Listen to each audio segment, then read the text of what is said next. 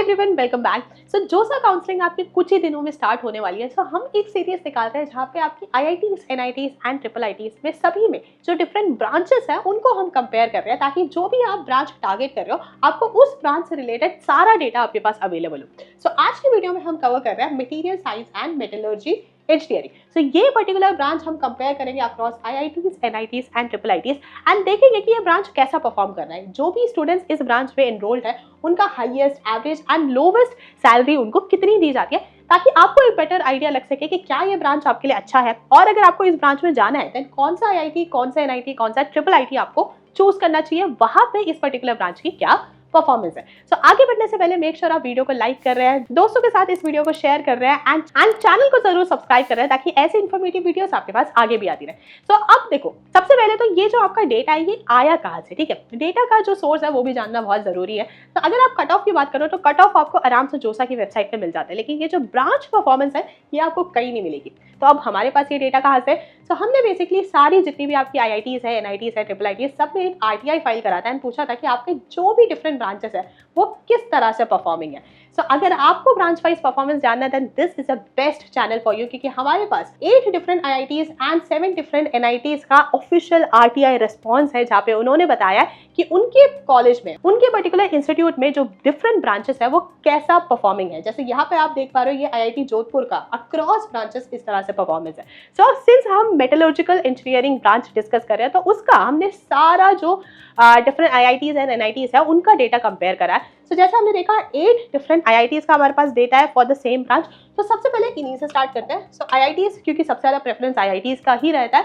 सो यहाँ पे सबसे पहले आता है आईआईटी धनबाद। सो ये जो हमने अरेंज करा है ये हमने अरेंज करा है according to placements, best placement से लेके आपका लीस्ट प्लेसमेंट तक। सो मेटलर्जिकल इंजीनियरिंग में जो आपका बेस्ट आईआईटी है, जो कि बेस्ट आपको प्लेसमेंट ऑफर प्रोवाइड करता है, दैट इज आईआईटी धनबाद। यहाँ पे अब हम ये जो डेटा डिस्कस करेंगे दिस इज बेसिकली जो लास्ट ईयर आपका बैच पास आउट हुआ है, ठीक है, उस बैच को हम कंपेयर करेंगे अक्रॉस ऑल द आईआईटीज। सो जो बैच आपका 25 ईयर में पास आउट हुआ था उस बैच ने एडमिशन लिया था 21-22 अकेडमिक ईयर में, ठीक है। उस ईयर में आईआईटी धनबाद में टोटल आपका 37 का इंटेक था, इतने स्टूडेंट्स ने एडमिशन लिया। इन 37 स्टूडेंट्स में से 30 स्टूडेंट्स ऐसे हैं जिन्होंने प्लेसमेंट के लिए रजिस्टर करा। अब बाकी स्टूडेंट्स का या तो फिर अटेंडेंस इशू हो सकता है या फिर किसी सब्जेक्ट में बैक हो सकता है, फॉर सम रीजन उन्होंने नहीं करा। टोटल 30 ऐसे स्टूडेंट्स हैं जिन्होंने प्लेसमेंट्स के लिए रजिस्टर करा। अब इन 30 स्टूडेंट्स में से 27 ऐसे स्टूडेंट्स हैं जिनके पास प्लेसमेंट आया और उन्होंने एक्सेप्ट करा। अब ये सारा हम ध्यान दें स्पेसिफिकली डिस्कस कर रहे हैं for material science and metallurgy engineering. So 27 students के पास प्लेसमेंट ऑफर था, ठीक है। अब इस नंबर के बेसिस पे अगर आप प्लेसमेंट रेट कैलकुलेट करते हो तो आईआईटी धनबाद में सबसे पहले आपका अगेंस्ट इनटेक जितने भी टोटल स्टूडेंट्स हैं 37, उनमें से टोटल 37 जो एडमिटेड थे उनमें से कितने स्टूडेंट्स के पास प्लेसमेंट ऑफर था? सो वो आपका आता है 72.97%। एंड जिन स्टूडेंट्स ने रजिस्टर करा उनमें से कितने स्टूडेंट्स के पास प्लेसमेंट ऑफर है? तो वो आपका आ जाता है 90%। कहने का मतलब है आईआईटी धनबाद में material science and metallurgy engineering का प्लेसमेंट रेट है 90% एंड मैक्सिमम सीटीसी है 1.2 CR एंड एवरेज सीटीसी है 15.93 LPA। सो अगर आप आईआईटी धनबाद में material science and metallurgy engineering pursue करना चाहते हो then these are the stats that you should know about.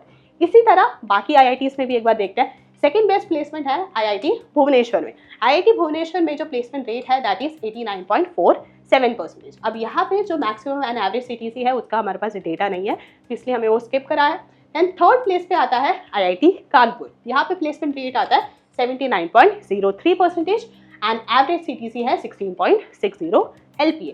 Then आता है आपका आईआईटी जम्मू। आईआईटी जम्मू में प्लेसमेंट रेट है 65.38% एंड एवरेज सीटीसी है 10.02 LPA। देन आता है आपका आईआईटी जोधपुर। आईआईटी जोधपुर में प्लेसमेंट रेट है आपका 60.87%, मैक्सिमम सीटीसी है 26.58 LPA एंड एवरेज सीटीसी आ जाता है 13.21 LPA।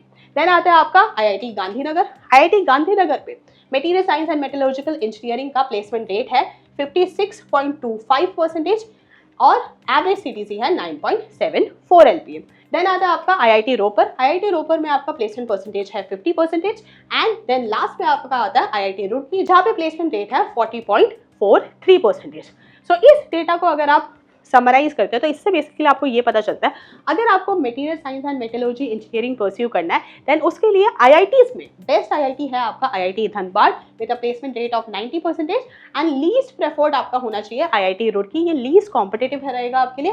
यहाँ पे प्लेसमेंट रेट है 40.43%। सो ये था material science and metallurgy engineering का कंपैरिजन अक्रॉस डिफरेंट आईआईटीज। अब सेम चीज एक बार एनआईटीज में करते हैं। लेट्स से आपकी जो रैंक है वो थोड़ी सी पीछे है तो आप एनआईटीज कंसिडर करोगे। इस केस में एनआईटीज के केस में टोटल 7 एनआईटीज है जहाँ पे आपका material science and metallurgy engineering का डेटा है। So best NIT according to placement rate is NIT Hamirpur. यहाँ पे आपका जो प्लेसमेंट रेट है वो आ जाता है आपका 100% का। सारे स्टूडेंट्स यहाँ पे प्लेस हुए हैं जिन्होंने material science and metallurgy engineering में एडमिशन लिया था। So this is very good. Then यहाँ पे जो मैक्सिमम सीटीसी है वो आपका 10 LPA आ जाता है and average CTC is 7.05 LPA। Then NIT Durgapur आता है आपका। यहाँ पे जो प्लेसमेंट रेट है that is 89.47%, maximum CTC 13.60 LPA, average CTC 7.80 LPA। Then VNIT Nagpur में आपका प्लेसमेंट रेट है 86.25%, maximum CTC 14.10 LPA and average CTC 8.01 LPA। Then आता है आपका एनआईटी सूरतकल। एनआईटी सूरतकल में 84.44% आ जाता है एंड मैक्सिमम सीटीसी आपकी 27 LPA, average CTC 11.01 LPA। Then आता है आपका एमएनआईटी जयपुर। यहाँ पे आपका प्लेसमेंट रेट है 80.41%, maximum CTC 24 LPA, average CTC 9.52 LPA। Then आता है आपका एनआईटी रूरकेला। यहाँ पे प्लेसमेंट रेट है आपका 80.28%, maximum CTC 31 LPA and average CTC 10.38 LPA। Then आता है आपका एनआईटी कैलिकट। यहाँ पे आपका प्लेसमेंट रेट है 80%, maximum CTC 80.20 LPA and average CTC 8.47 LPA।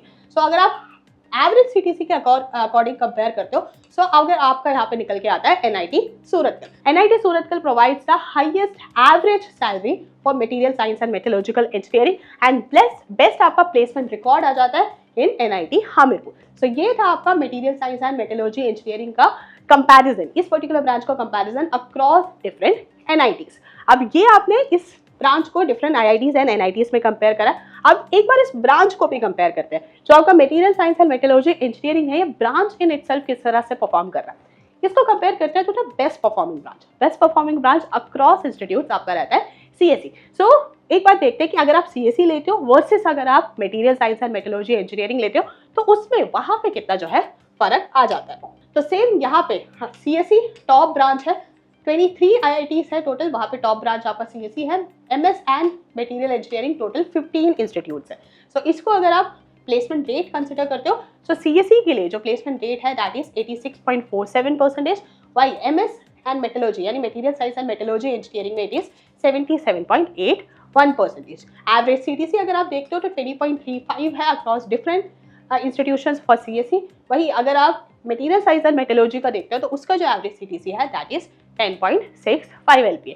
So ये आपका comparison of material science and metallurgy engineering आया versus the best performing branch. So ये थी all the information about material science and metallurgy engineering. So ये सारा आपका data based है। अब जितना ज़्यादा आपके पास डेटा होगा उतना ही बेटर आप एक डिसीजन ले सकोगे कि क्या ये ब्रांच आपके लिए अच्छा है कि नहीं, और अगर आपको इसी ब्रांच में जाना है देन आपको किस आईआईटी में जाना चाहिए या फिर किस एनआईटी में आपको जाना चाहिए।